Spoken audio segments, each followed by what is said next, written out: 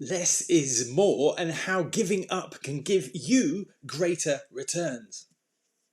Hi, I'm Will Perry, and I help make the complex psychological concepts simple, but it's so much more than just understanding it. We need to take action on it to create change, and that's where so many people fail. Now, I'm not clinically trained, but I worked at the BBC as a coach, executive coach, get it? 2000 since 2001. I was a head of action learning. I was very passionate about action learning, which is a peer group, but for the learning process. But for the last 13 years, I've been focused on this question of what's wrong with me? Why am I different? Why do I get stuck? And it's all around that shadow side that we don't see poking out around the corner. And how I help people, I work with them one-to-one very intensely, very exclusive one-to-one, literally one person at a time, or the group coaching, the action learning aspect, one to a few or one to many through the online program and support process we've got, but also free content on here for you and free programs. Just need to contact me about them. Find out more, links around here. Please comment, subscribe, engage and share. Now, today's content.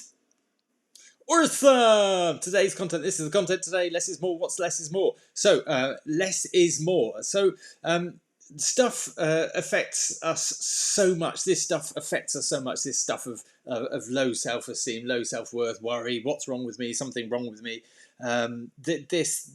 All this, what I call self-esteem, this stuff, our worries, and we've lost our way. I think as a society, we've lost our way in so many different aspects, in so many different ways. There's so many. I'd say that I've said it quite a few times. The biggest pandemic is kind of our self-esteem.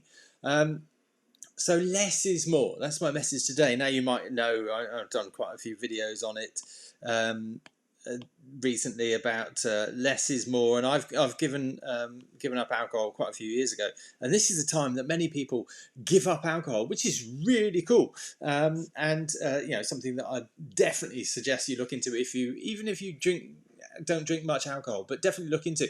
But that's an example of how cutting something out can benefit for you, and I think it's really easy to understand and easy to gauge the benefits of giving up alcohol once you look into it. Some people call it the most dangerous drug, and it's freely available and often encouraged.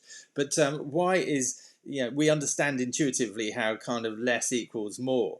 But what can you cut out? And what I'm doing is cutting out some videos to make time for clients, which is an easy thing. I'll tell you more about that. But what can you cut out? So less is more. Perhaps when you look at yourself, maybe you need to cut out some weight for yourself from putting it on over the Christmas period. I know I've seen on social media quite a lot of people going, oh, that sort of thing, and beach bodies, here we go. Or maybe there's a little friend in a can, even if we think it's a friendly can of like, oh no, it's sugar-free. Well, do you know what that sugar-free or sugar replacement is? If you looked into it, if you done, what makes you think this is good for you? Has it got little horns on it? It should do. So have you a little tail now? I'm going to have a little tail. So have you looked into that? Maybe that's something you need to give up. Maybe it's a particular sweet or a particular packet of crisps. Start with just a packet of crisps. So when I went to alcohol free, that wasn't just the first step, but that was a big step. But what small step can you make to give up something? Maybe it's in your behaviour. Maybe it's giving up this act of clinging on to and desperately hanging on, or drama, and then pushing somebody away, and then desperate to pull them back. And maybe it's a pattern in your relationship that you could give up. I invite you, what is it that you could give up? What would serve you more by engaging less with something else? So what could you give up? What comes to mind for giving up? What can you cut out? But you must take action on it, not just think about it. I mean, that's logical, is it not? It's like the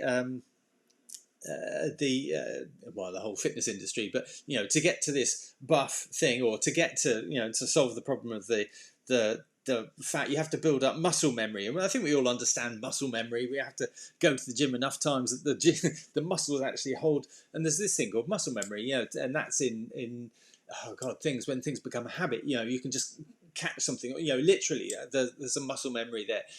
But to build up this thing, we don't just go once to the gym to build up the muscles to get into shape. We don't just go for one run. It becomes a habit, and that holds a muscle memory. So our physique things become easier as the repetitive pattern increases. It becomes easier to do something. But guess what? The brain has the muscle memory, not muscle memory. The brain, kind of a muscle, has a memory too. So the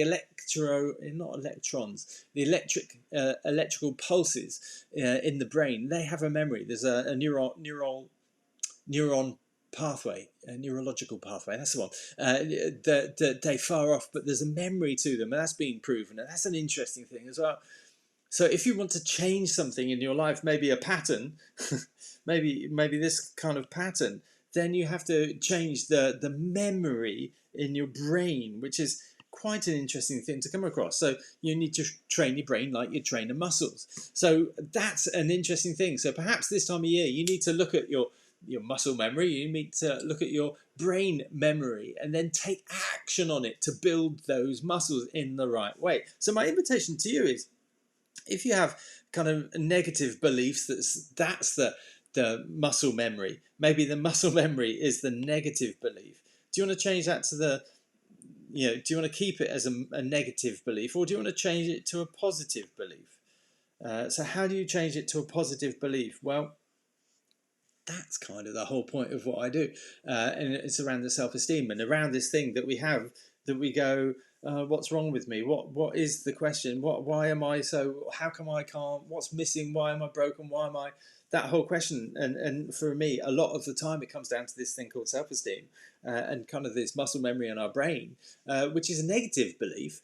Where we want to input a positive belief and have that as the muscle memory of our brain. Does that make sense? Can you see my point? So to make that the muscle memory, that's the work that we have to do every day. And that's why I've had these daily videos. And what I'm doing now is refining the videos to be just twice a week instead of 5 times a week, Monday to Friday. Now they're just going to be Monday and Wednesday. Now I'm doing that to less, to give more to my clients, to be able to work more one-to-one, to be able to make more the small group work, to be able to do more interaction and support on the on the group process. So what I encourage you to do is to do less to get more. What can you cut out? What can you do less of? But what I want to do, the more I want to get out, is the more engagement, the more value for you. So I'd love you to engage more. I'd love you to get more value, and that's what I'm intending to do with my less time. More input, more value for you. So my invitation to you is to take action. Take blimmin' action to in the direction that you want your belief to be. So not the direction that you're stuck with, but the direction of the positive belief that you want to create. Okay, take the direction, take action in the direction of the belief you want to form, because it won't be there yet. You need to form it. And guess what? Just like the muscles, it's not just in one day, it's not just in 2 days. This creates, over time, builds the muscle memory. So what positive belief do you want to create? Head in that direction. Many thanks. Speak to you soon. Hope you have a fantastic start to the year. All right, bye-bye.